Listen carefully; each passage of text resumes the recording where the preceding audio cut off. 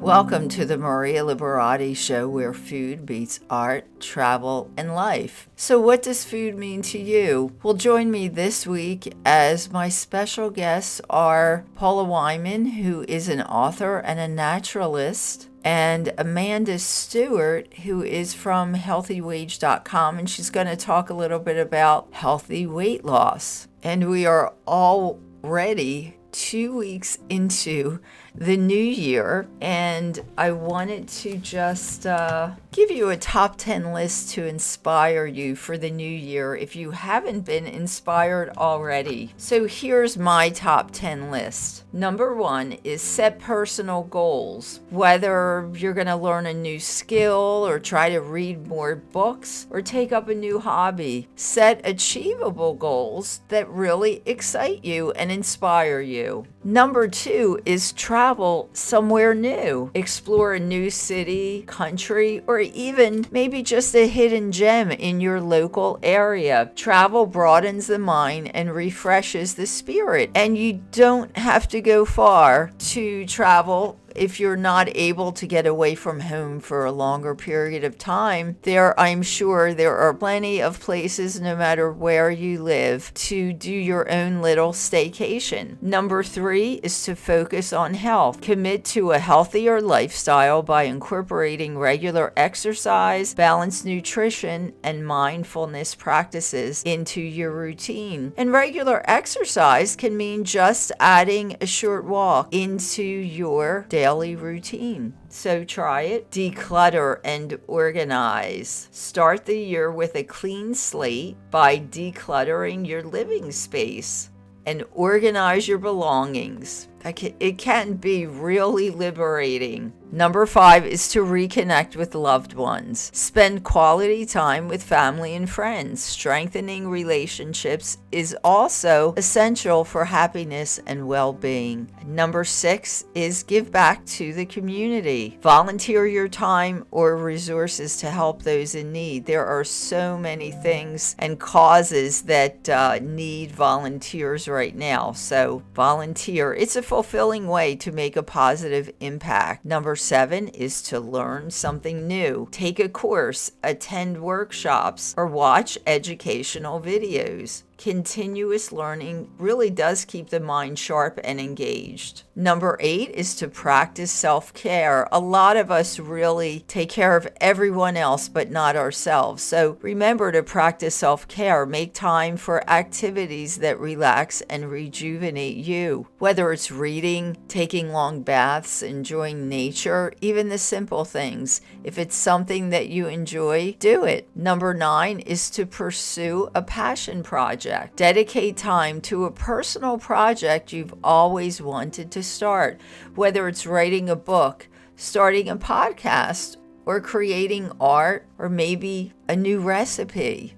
Take some time to do, maybe some new recipes or something you might want to try out. But anything can be a passion project, anything that really inspires you. Number 10 is to celebrate achievements. Take a moment to acknowledge and celebrate your accomplishments, big or small. It's important to recognize your progress and be really proud of yourself. So, if you accomplish any of these 10 goals, take time to pat yourself on the back and celebrate that you've accomplished something. And before we have this week's interviews, I just want to remind everyone that the blog for the Maria Liberati Show is at themarialiberatishow.com, and you can usually find info on some of the podcast guests. You can also contact us from there or send some comments there. And want to remind you that the shows are also on our YouTube channel, The Maria Liberati Show. That's the name of the channel. And you can see video versions of most of the podcasts. They're up there on the channel. You can also hear audio podcasts there, as well as you can listen to the podcast anywhere podcasts are heard. Stay with me for this week's interviews.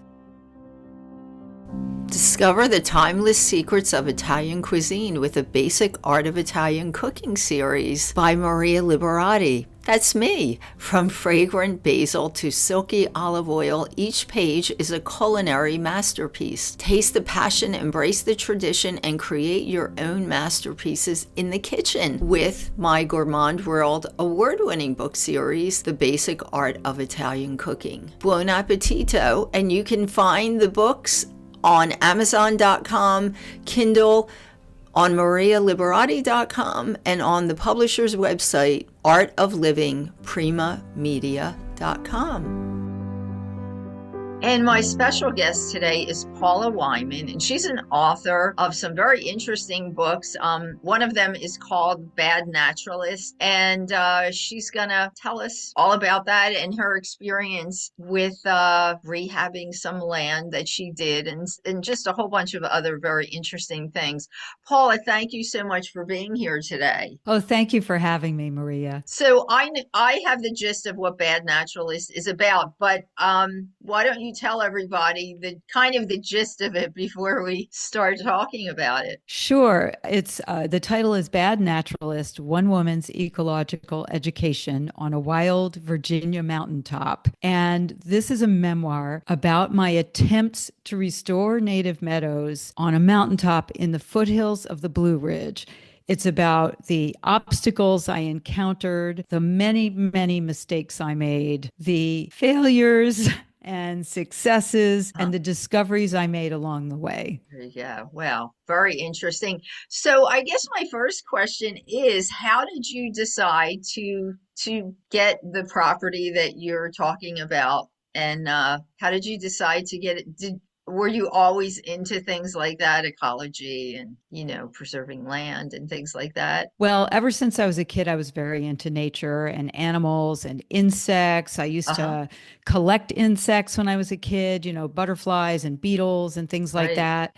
right. And so I kept that fascination with nature throughout my life. Uh-huh. And at the same time, my husband and I were searching for, we wanted to move to the country, and we were searching for a small farm, and I was going to raise sheep, and I had this idea to plant a small native plant meadow. And Uh-huh. the reason I had that idea was because I had been reading recently about something called rewilding, which is basically letting land that's been disturbed go back to nature. Uh-huh. And I've been reading about a movement called the Homegrown National Park movement, Right. which encourages people to transform parts of their lawns Huh? into native plants.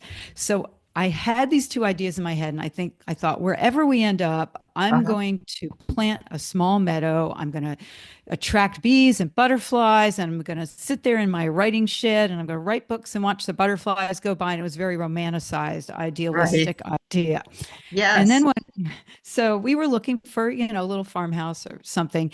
And what happened was we came up here on the mountain to see the view. We had Uh-huh. heard the view was really spectacular. So we came up here, and there was no road. If I could just set the scene a Yes. little bit, it was August. It was Uh-huh. very hot, Uh-huh. and it's a mountain, so it's very steep. And this road is it's a mile up, and really it was more of a trail. It was rocks and roots. You couldn't Uh-huh. drive it. Oh, So we well. hiked up. We Uh-huh. got to this open area, and the plants were like 6 feet plus. They were all over our heads, and they had just mowed a little path through so Uh-huh. that we could walk up to the top and see what Uh-huh. was going on. And the place had been sort of left alone for a while. It had been a cattle farm, it had been hayed, but it had been left alone for quite a while. So it was like this dense, crazy plant Uh-huh. jungle with butterflies and bees everywhere and birds singing that I didn't recognize. And I Right. stood at the top of this mountain and looked out and saw these acres and acres and acres of rolling hills and Uh-huh. steep slopes, all covered with these yellow flowers that were Uh-huh. over our heads. And I thought, okay, I was thinking about planting a little small meadow. And now, like, what's this right in front of me? This is a huge opportunity. And suddenly the gears started to go, and I thought, wow, I could do something really big and really special here. Uh-huh. I could improve this land, Right. forgetting that I didn't know anything about plants. Mm-hmm. I was into nature, but I didn't know about plants. I Right. was a terrible gardener. I didn't know where to begin, Uh-huh. what questions to ask, or whom to ask. So Right. that was when it all, but I just dove right. I was just, I'm going to do this. Mm-hmm. And we ended up buying that land. And my Uh-huh. husband was also really interested in it for his own, for other reasons. He Right. wasn't looking at restoration. He's an Eagle Scout. Oh, He was yeah. excited about hiking and, Yes. all of that. And so we just decided it was not at all what we were looking for because there was no house there, no, no power, no water, Right. Oh, wow. no road. But we dove, yeah. So I dove in. Oh, there you go. That's great. And so how long ago was that when you got the property and started working on it? It was in early 2021. So we had been looking around since before the pandemic, but Uh-huh. unfortunately, we got the land in the middle of the pandemic, so that sort Right. of made everything go kind of slowly. Oh, yes. Yes. Yes. And are you still, I'm assuming it's still a work in progress, right? It's going to be a work in progress for the rest Or of my what? life. Sounds like it. How many acres did you say that? I'm not sure if I heard. How many acres? It's 200, it's a little Oh over my 200 gosh. acres. Oh, Yeah. definitely. Definitely then. Wow. So I know when we were chatting a little bit before, you were saying something about you have some plants growing there, like food type of things growing there. So, do you have different crops of things growing there?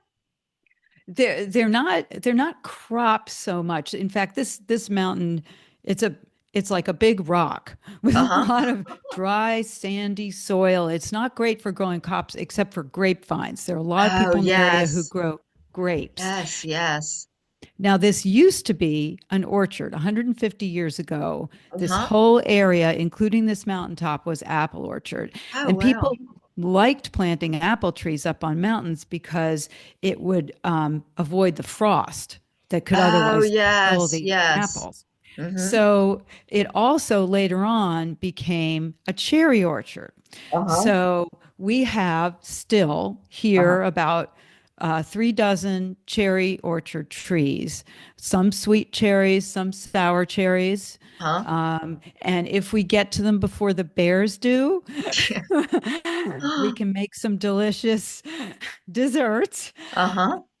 But there are some more unusual plants here too. Lots of native persimmons Oh, wow. grow Uh-huh. here. Yeah, they're like Uh-huh. the little persimmons, Yes. and they're ripe after the frost, like late, like November is when they're Right.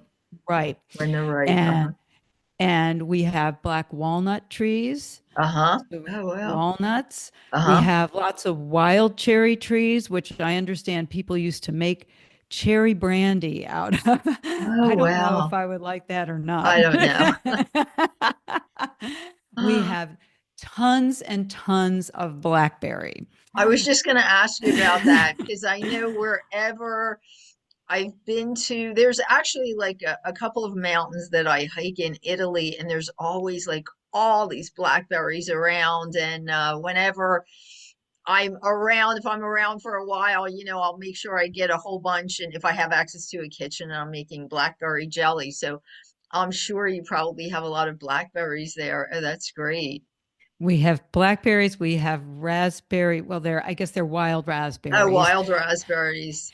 We have wineberry, which is actually an invasive plant, Oh, but it's sweeter uh-huh. than blackberry, Is and it the really? animals love it. Yeah, Oh, people do wow. make pies and jams out of it. Uh-huh. And we have sumac, Oh, which yes. you can make the spice from. Yes. Um, we have uh, something that's fairly local to Uh-huh. Virginia. We have pawpaws, What and is paw? So tell us about that because not everybody knows what pawpaws are. pawpaws. First of all, they're only out like maybe for a couple of weeks, and they Uh-huh. only last for a few days, which is why you don't find them in the grocery store. You can sometimes find them at a farm stand. Right. best place to look for them. But Right. they taste almost like they have a sort of pudding-like texture in the middle, Mm-hmm. and they taste to me a little like a combination of mango and banana. So it's almost like a custardy mango banana flavor. Some Sure. people Uh-huh. don't like them, but a lot of people, Uh-huh. consider it a special Right. delicacy. Right. And Um, it's you said it's local to Virginia. yeah, and I think other parts of the South as well. Probably. Yes. Yes. Yeah. Yeah. So there are lots of good options here, and Uh-huh. elderberries. I wanted Oh, to bring yes, also the elderberries. elderberries. Uh-huh. Yeah. Oh, that's great. So, and you mentioned the bears, so you must have wildlife there. We have a lot of wildlife here. We have bobcats, Uh-huh. foxes, coyotes, uh, bears, Hmm. too many deer, and lots of birds. I was watching the juncos this morning, the little tiny birds with like a gray black back and a Yes, white yes. Uh-huh. chest, and lots of woodpeckers and possums, raccoons, basically everything you can think of. Wow, so you can probably like sit out and just have a show, kind of watch the wildlife if you have an optimum point, I guess, to watch, see a lot of wildlife, probably eating all the fruit from your trees. Yes, well, the bears, when the bears get to the cherry trees, it looks Huh? like a hurricane came through. The Oh, you're branches are all kidding. because they Oh, climb yeah. them and they break the branches, and then we see the evidence in Oh, there yes. that they leave around with Oh my, cherry pits in it. yes. Oh my gosh. Oh my gosh. That's funny. That is funny. You need to have some wildlife cameras up and you can just kind of catch them. We Catch do, them. we Do you? do. Yes, and every now and then, like a couple nights in a row, there was a raccoon just walking past our door and then walked Uh-huh. the other way. Oh, And we could see that there was a bear that came down just above our house, wow. coyotes. Yeah. Uh-huh. And we Oh, wow. hear the coyotes at night, which is also, Oh, yeah, that is. So I guess I would, what, one of the things I would want to know is what do you think was your biggest challenge in, so you actually like restored the land pretty much, right? Or you're restoring it? Because I know you said it's it's a in work in progress, process. 200 acres. Yes. Yes. Very Mm-hmm. much so. One of the biggest challenges for me, because I'm a very impatient person, Oh, yes. is And growing things waiting, take a long time. Yes, yes, waiting yes. for everything, waiting to say, get a prescribed burn, because that was one of the things that I did out here. We burned some of the fields to Right. encourage native plants, because native plants around here Mm-hmm.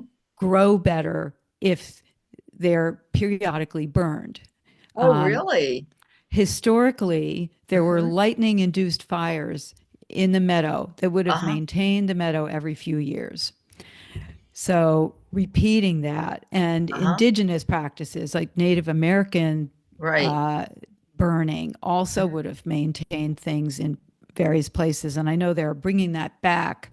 So, waiting for things like that to happen, sometimes it could be months and months, sometimes years. Right. And then after a burn, I wait to see what's growing and hope that it's what I want to see and not something I don't want to see. Right.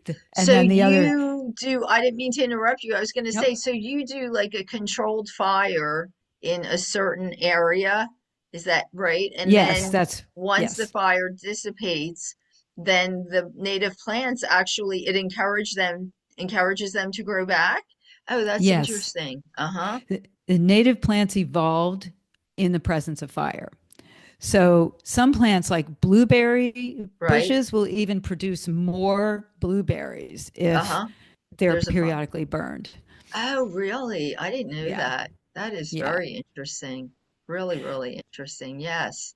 Oh, So wow. the so the other big challenge was just the fact that we're talking about a large area and there are so many plants that are undesirable here Right. mixed in with the desirable plants. It's like a game of whack-a-mole trying to Yes.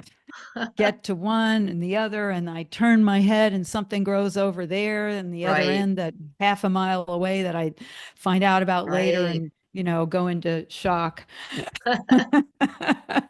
So does like the county or the state or where you live, do they have any kind of regulations for certain plants that you can't take away? I know some places do or can, they do. Oh, Well, the state, there are various confusing sets of right. regulations, Yes, as and always. the plants are in different categories. So there are Uh-huh. plants that they're trying to prevent ever being brought here. Oh, yes. Then there are the ones that are already here that they want to Right. keep from spreading. And Yes. so, yeah, and we have here a variety of invasive plants that Uh-huh. grow at different times and require different approaches to deal with them. And the thing about these plants, the reason they're so successful, there are a couple of reasons. One is that they have no predators because all their Oh, predators are in their local environment, wherever oh, they are yes. from. Right. So there's nothing to stop them from just Yes. spreading out. Spreading out. And they're very adaptable because at home they have so many predators. They had to come up with different ways to reproduce. Oh, So some of them, like Japanese stiltgrass, if uh-huh. you mow it, it seeds in two places. It seeds at the top and Mm-hmm. then lower down. So Uh-huh. if you just mow it, like cut it, it's going to Uh-huh. keep seeding lower and lower. It's Uh-huh. it's not going to Oh, stop wow. It's not seeding. gonna stop. Yeah. You almost have to cut it all the way to the ground. Uh-huh. Um, and if it gets tall, the other thing that it does is it flops over and Right. it will sprout from where it touches the ground. Uh, So it's just there are all of these ways, and a lot of these plants also release like noxious chemicals into the oh, ground yes. Yes.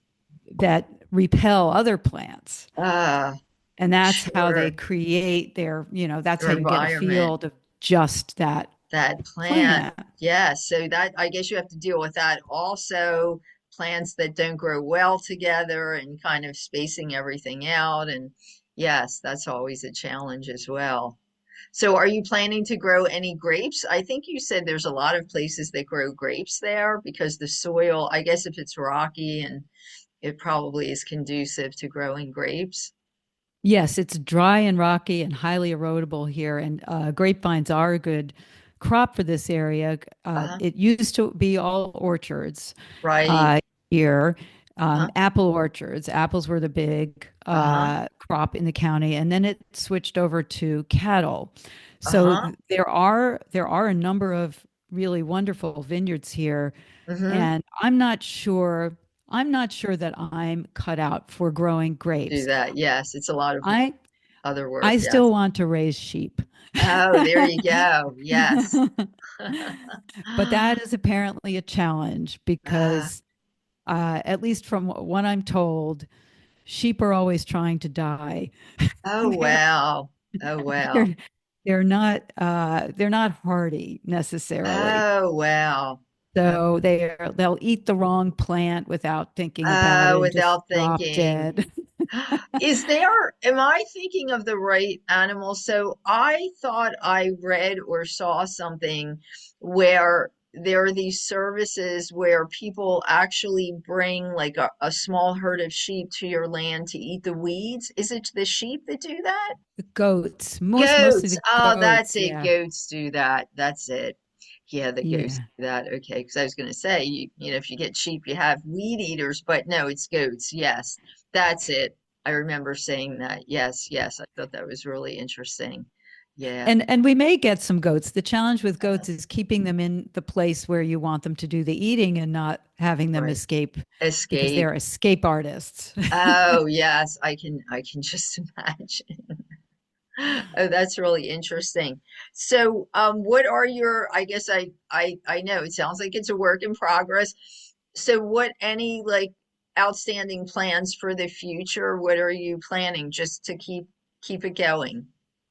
Well, Or I'm actually waiting right now for another prescribed burn to happen on a part of the field that I haven't burned before. So I'm kind of excited to see what comes of that.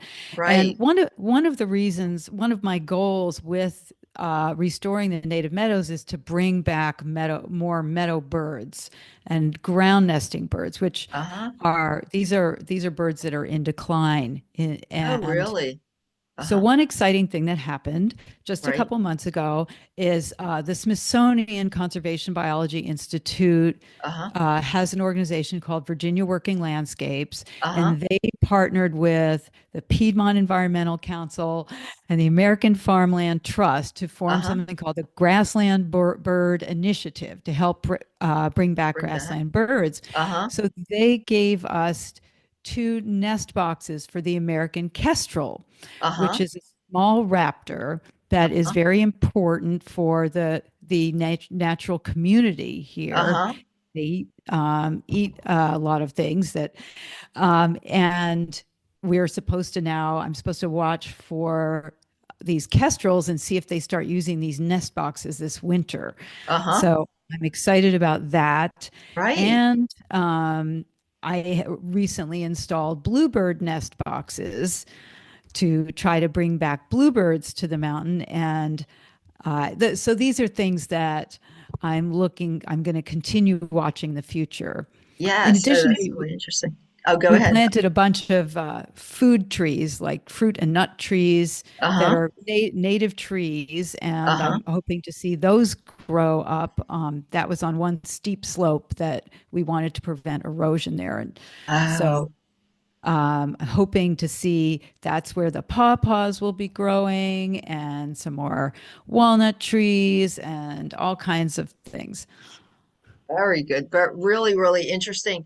Well, we're almost out of time, so I wanted to tell people where can they find the book, The Bad Naturalist? Can you tell people? And also if you have a website. Sure. The book should be available online and in any bookstore in your neighborhood. Uh-huh. And you can go to my website, paulawhyman.com, to find more information about any events that I'm doing. And if there's an event that's local to you, please come say hi. You can ask me questions through my website. I love talking with readers. I love talking with book clubs. I have a newsletter called the Bad Naturalist newsletter, which, because the book has to end, but the story doesn't end, Right. I'm going Yes. to continue talking about what I discover on the mountain and what's happening here in the newsletter with lots of photos. And I should mention there's always a photo of my standard poodle in the newsletter. Also, I call her the official mountain poodle. She loves it here. Oh, that's great. I love it. So the newsletter's free and you can subscribe on the Oh, website. that's great. So they can subscribe. That's great. Paula, Yes. thank you so much for being here. And maybe you can, definitely keep us posted and maybe come back, in a little bit and tell us more about your progress. I would love to. Thank you so much for having me. You're very welcome. Join me on a mouth-watering journey through Italy with my Gourmand World Award-winning book series, The Basic Art of Italian Cooking, which brings you authentic recipes, heartwarming stories, and a dash of Mediterranean magic. Whether you're a seasoned chef or a beginner, these books will awaken your inner food artist. Get ready to say ciao to delicious adventures. And you can find the Gourmand World award-winning book series, The Basic Art of Italian Cooking, at Amazon.com on Kindle and on marialiberati.com and the publisher's website, artoflivingprimamedia.com. So, my special guest today is Amanda Stewart, and she's from healthywage.com. And the new year is starting, and everybody usually has a lot of different resolutions. And I know one of them is always to get in shape or lose weight. And she's going to tell us about a fun contest that's coming up that could help you meet your goals, plus earn you some money. Hi, Amanda. Thanks for being here. Hi, thank you so much for having me. So this is called the free $10,000 weight loss New, challenge. Is that what it's called? yes. So our free $10,000 New Year Weight Loss Challenge Uh-huh. starts Monday, January 6th, and it Uh-huh. goes through February 14th. So you still have some time to enter. It just started. And so tell us about the contest. How does it work? Yes, so this is a $40 weight loss challenge, Uh-huh. and it's completely free to join, costs you $0. Uh-huh. So every participant who loses 6% of your body weight in the Uh-huh. 40-day challenge, you'll win an equal share of the $10,000 prize pot that we Wow. Healthy Wage are funding. Uh-huh. Oh, that's great. So I'm assuming you just go online and you register, and then like every day do they have to do they do like a weigh-in and that type of thing and then enter their weight, or how does it work? No, great question. So you can visit our website, www.healthywage.com, Uh-huh. and go to our challenge directory where you'll find the free challenge. Uh-huh. And so, with regards to weight loss, you're only required to submit two weigh-ins within the challenge. Your starting verified weight Uh-huh. at the start of the challenge, and then your ending verified weight to prove your weight loss essentially. And so Okay. throughout the challenge, Hmm. we encourage it, but it's not required. We encourage people to weigh themselves weekly, Okay. because one of our things is you can't measure what you don't track. And Right. so I know a lot of people have hesitations with the scale. Uh-huh. What it is, it's a tool. It's a tool to help you in your weight loss journey. It's not there to judge you. Right. You're saying, I want to lose, this is how much 4% of my body Huh? is. It's going to be there to help you lose it. And so within those 40 days, we're also going to be doing fun weekly challenges because, New Year's resolutions, I mean, it's now become a running joke. Everybody Right. wants to Yes. lose weight.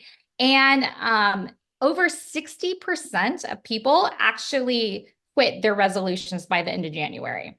And so while that is a high staggering amount of people who just kind of fall off the wagon, it Right. doesn't mean that, you have to. And so our whole goal with this challenge is really to help people, start your New Year's resolution, Uh-huh. with yes, focus on weight loss, but that also includes, healthy habits such as drinking your water. Water plays a huge role, not just in weight loss and health, Hmm. but drinking your water, incorporating physical activity, like walking even. Hmm. And so our whole purpose again is really to help people, build those healthy habits within this 40-day challenge to help prepare you. So come February 14th, when the challenge ends, you'll have a little kickstart to your year and you will have, bypass that, resolution date, January 31st, where 60% fall off the wagon. Off the wagon, definitely. And one of the things that I've heard is with research that they're saying that one of the reasons that the resolutions people just, stop, that they don't even complete the resolution, is because they overcompensate. They try to make these unrealistic resolutions. So I think the goal of losing like 4% of your weight is pretty realistic. It's a realistic goal. So people always start out the year, with these unrealistic things, and it's just too difficult to keep up with.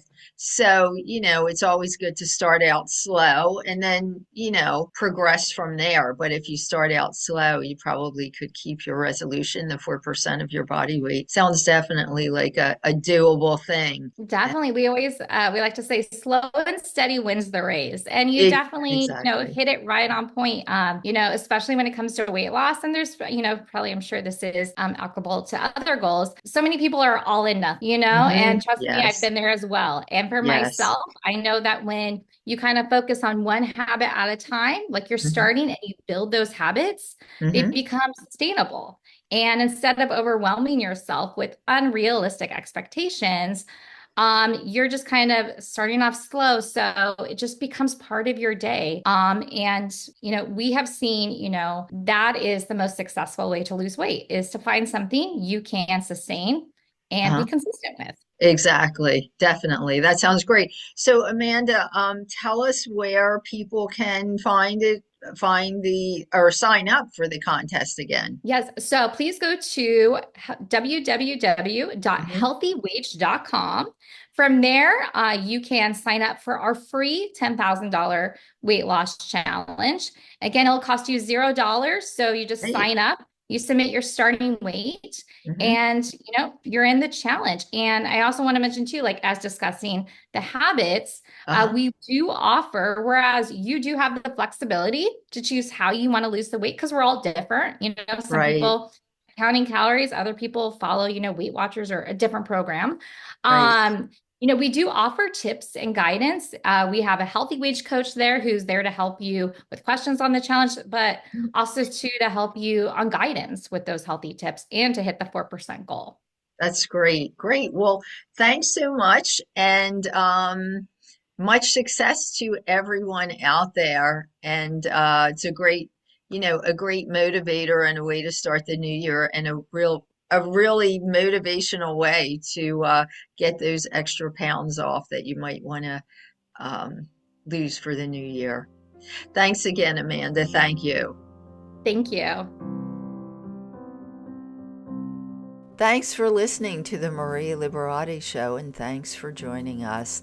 Hope you got some inspiration from this week's guest. And as always, I'd like to thank this week's guest and my producer, Britton Roselle, for this week's episode. And as always, you can find me at marialiberati.com. You can also find info on a lot of the podcasts on the blog and website for the podcast, which is at the marialiberatishow.com. You can also find me on Facebook at Chef Maria Liberati, on Instagram at Maria Liberati, on Pinterest at Maria Liberati, on Vimeo. You can find videos of a lot of my shows at Maria Liberati, and as mentioned on our YouTube channel, which is just called the Maria Liberati Show, you can find some videos of my cooking series, and also you can find video of some of the podcasts as well as audio of the podcasts. And the Maria Liberati Show is heard anywhere podcasts are heard, so it is distributed anywhere podcasts are heard. And you can also find my Gourmand World award-winning book series, The Basic Art of Italian Cooking,